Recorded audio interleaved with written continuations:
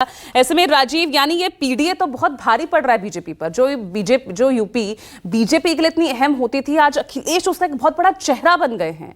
वो अपने लगातार इस पीडीए फॉर्मूले के तहत जीते भी और आगे इसको और एक्सटेंड करके सीधा 2027 को यहाँ टारगेट भी कर रहे हैं। यूपी के 10 सीटों पर उपचुनाव भी होने हैं। तो ये पीडीए का जो ये फॉर्मूला है, क्या ये 2027 तक क्या जारी रह सकता है? हालांकि यहां पर चुनौतियां कई हैं, अभी 3 साल हैं चुनाव में। तो ऐसे में आप किस तरह से देख रहे हैं यूपी के ये समीकरण कितने बदलते नजर आएंगे?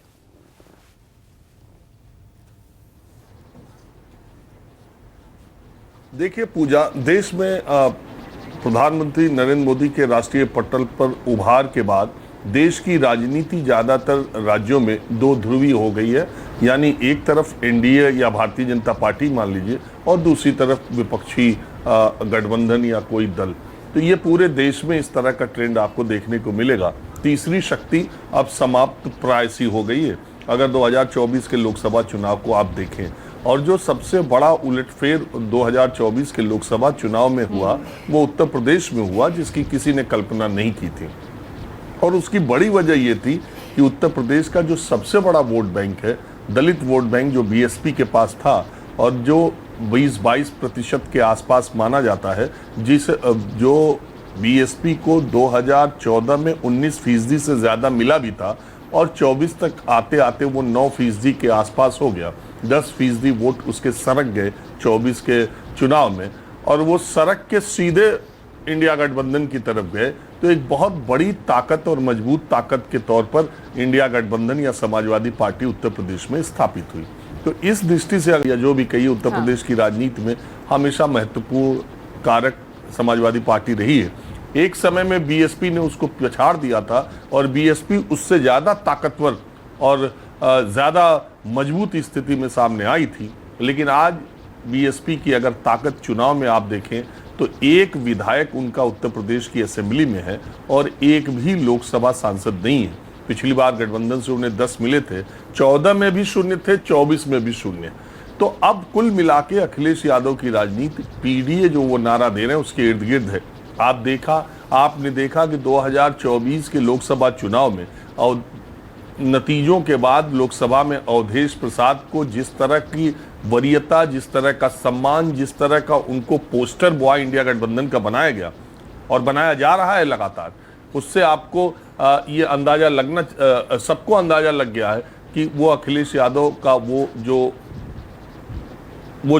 अयोध्या जीतने का, और अवधेश प्रसाद ने जो चेहरा बन के अवधेश प्रसाद जीते हैं, और जो उत्तर प्रदेश में और अयोध्या में अवधेश प्रसाद ने नारा मारा कि अयोध्या न मथुरा न काशी, फैजाबाद में अवधेश पासी। तो ये जो नारा उन्होंने डाला, तो वो जो मैं हमेशा कहता हूँ धर्म और जात, तो अयोध्या को ही जीत लिया अवधेश पासी ने। और निश्चित तौर पर ये ऐसा डेडली कॉम्बिनेशन आगे भी बन सकता है कि भारतीय जनता पार्टी के लिए एक बड़ी चुनौती हो सकता है। जहां तक नेता प्रतिपक्ष बनाए जाने की बात है, अखिलेश यादव ने लाल बहादुर यादव को बना दिया, तो अब ये बात तो क्लियर है कि कोई यादव बनने वाला नहीं है। समाजवादी पार्टी में किसी बड़े पद पर जब चर्चा शुरू होती है तो लोग यहीं से शुरू करते हैं कि कौन यादव होगा, उसके बाद दूसरे नंबर पर कौन मुस्लिम होगा। लोग जो विरोधी या दूसरे लोग जो एनालिसिस करते हैं, तो उसमें तो अखिलेश यादव ने लाल बहादुर यादव को विधान परिषद बना के ये क्लियर कर दिया कि विधानसभा प्रतिपक्ष में कोई नेता यादव नहीं बनने वाला है, तो शिवपाल जी का नंबर उसमें नहीं आने। जहाँ तक बात इंद्रजीत सरोज की है, इंद्रजीत सरोज अभी कोई 4-5-6 साल पहले ही समाजवादी पार्टी में आए हैं। वो लंबे समय तक बीएसपी में थे, और अभी अभी उनके बेटे को कौशाम्बी से टिकट दिया है। सबसे युवा सांसदों में एक पुष्पेंद्र सरोज लोकसभा में पहुंचे हैं।